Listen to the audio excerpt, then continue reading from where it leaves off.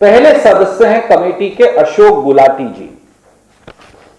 उन्होंने बाकायदा ये लेख लिखा और कहा कि ये तीनों कानून जो हैं वो बिल्कुल सही रास्ता और सही चीज है, और ये भी कहा कि अपोजिशन यानी विपक्षी दल वो भटक गए हैं और किसान भी शायद भटक गए हैं।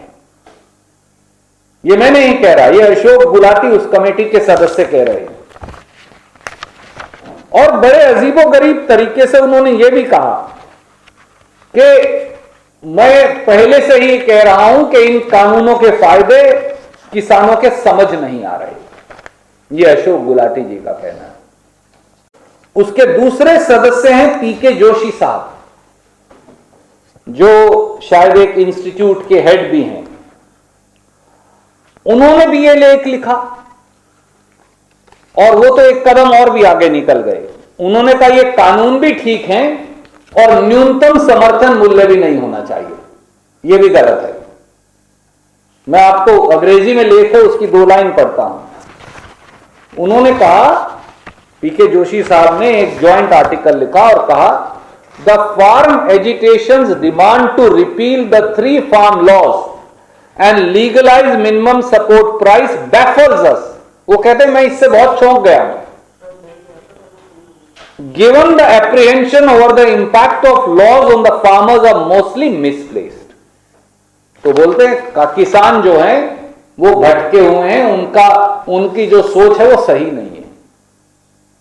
और आगे जाके उन्होंने ये भी कहा कि अगर सरकार को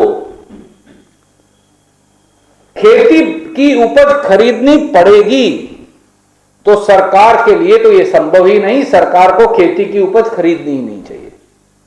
and I can read it. Alternatively, the government has to procure the commodity at the declared prices.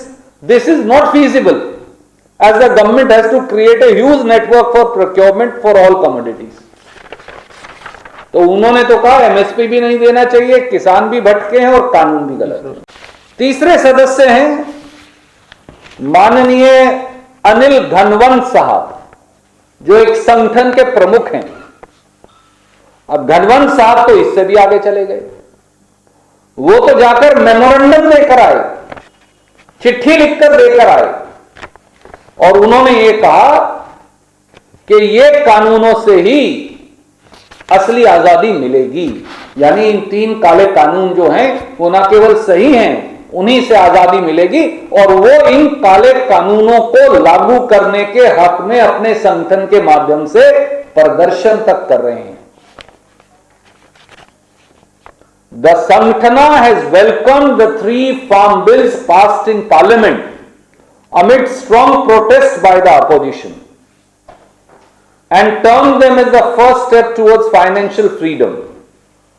The new legislation limits powers of APMC and this is a welcome step, said Ghanwant. ये हमारे घनवंत साहब हैं। चौथे जो member हैं उन्हें कहा कि वो ऑल इंडिया किसान जो कोऑर्डिनेशन कमेटी, जो सरकारी एक कमेटी है, वो उसके चेयरमैन हैं भूपेंद्र सिंह मान साहब। और उन्होंने 14 दिसंबर को ये चिट्ठी लिखी बाकायदा, और वो मिलकर आए मंत्री जी से। और इस चिट्ठी में क्या लिखा है, ये बड़ी इंटरेस्टिंग बात है। मान साहब ने उन्होंने लिखा, आज भारत की कृषि व्यवस्था को मुक्त करने के लिए प्रधानमंत्री माननीय नरेंद्र मोदी जी के नेतृत्व में जो 3 कानून पारित किए गए हैं, हम उन कानूनों के पक्ष में सरकार का समर्थन करने के लिए आगे आए हैं। ये तो मोदी जी की कमेटी के सदस्य हैं पहले से। और ये है साथी, ये नरेंद्र तोमर जी को भूपेंद्र सिंह जी, ये वो फोटो है, गए और ज्ञापन देकर आए कि 3 काले कानून लागू करिए। हम ये सब आपको भेज रहे हैं।